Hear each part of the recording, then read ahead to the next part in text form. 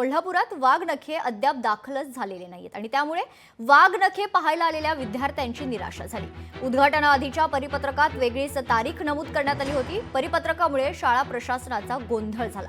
ऐतिहासिक वाघनखांचं कोल्हापुरात प्रदर्शनात ठेवण्यात येणार असं शासनाकडून सांगण्यात आलं होतं, मात्र ही वाघनखे अद्यापही कोल्हापुरात दाखल झालेलीच नाहीयेत।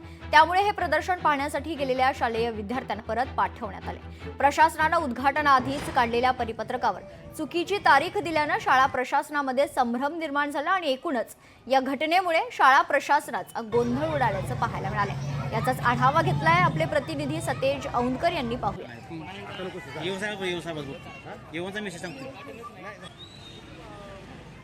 कोल्हापुरात आज वाघनखं दाखल होणार होती असं सांगितलं गेलेलं होतं, मात्र ही वाघनखं अद्याप देखील दाखल झालेली नाहीत।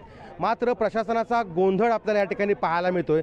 काही विद्यार्थ्यांना या ठिकाणी निमंत्रित केलेलं होतं की वाघनखं कोल्हापुरात आज येत आहेत आणि त्यासाठी कोल्हापूर महापालिकेच्या 6 शाळांना या ठिकाणी निमंत्रित केलेलं होतं।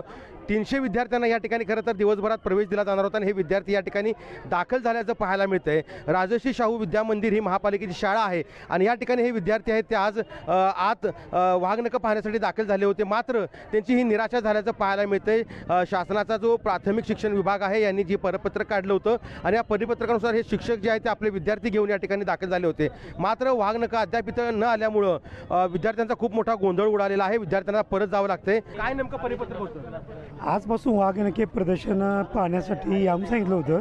आत्ताच परिपत्रक आलं आहे की अजून तयार नसल्यामुळे त्या शाळांना पुढच्या तारखा देण्यात येतील। आमच्या प्रशासन महापालिकेचं नक्कीच आपण पाहतोय की महापालिका प्रशासनानं या ठिकाणी याच विद्यार्थ्यांना खरं तर वाघनखं पाहण्यासाठी यात निमंत्रित केलेलं होतं, मात्र वाघनखांची तयारी पूर्ण झाली नसल्यामुळं या ठिकाणी या विद्यार्थ्यांना खरं तर परत जावं लागते। त्यामुळं खूप मोठी निराशा जी आहे ती या ठिकाणी विद्यार्थ्यांची होताना पाहायला मिळते।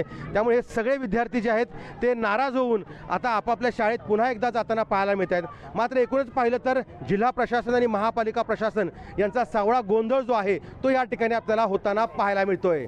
सतेज औंधकर, लोकशाही मराठी, कोल्हापूर। लोकशाही मराठी ऐका, पहा, जागरूक रहा।